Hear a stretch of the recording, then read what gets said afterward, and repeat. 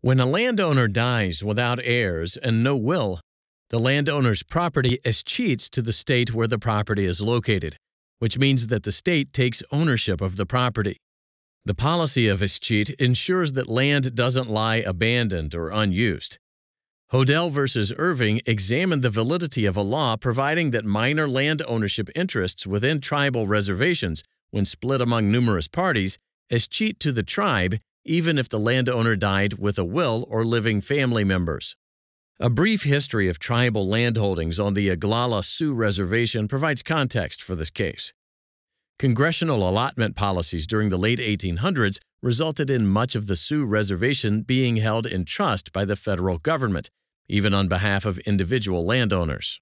Lands held in trust couldn't be sold or divided. Therefore, inherited lands were held by numerous heirs who multiplied with each generation into further fractionated interests.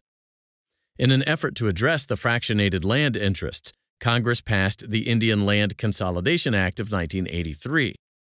The act provided that small interests in land within a tribal reservation would escheat to the tribe rather than pass by will or inheritance laws, referred to jointly as devise and descent.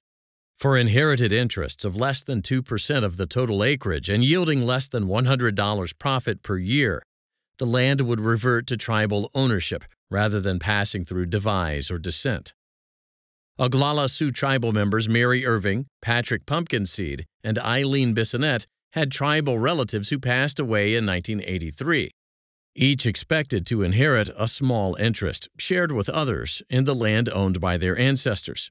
However, under the newly passed law, the tribal members' interests now reverted to the Sioux tribe.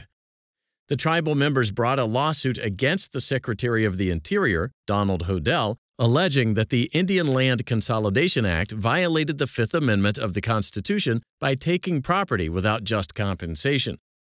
The Federal District Court in South Dakota ruled in favor of the government.